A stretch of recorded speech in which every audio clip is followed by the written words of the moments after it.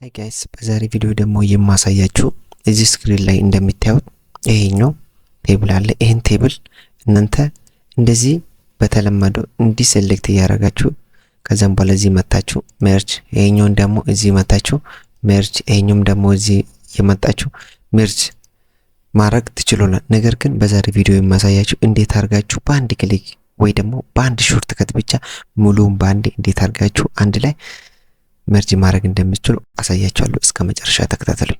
ወደ ቪዲዮ ከመግባታችን በፊት ግን ለዚህ ቻናል አዲስ ሲሆናችሁ ቻናሉን ሰብስክራይብ በማድረግ ሰፖርት አድርጉኝ። ሀሳብ አስተያየት ካላችሁ ደግሞ ኮሜንት ቦክስ ላይ ጻፉልኝ። ቪዲዮ ደግሞ ቫይራል እንዲወጣ ላይክ እና ሼር በማድረግ ሰፖርት አድርጉኝ።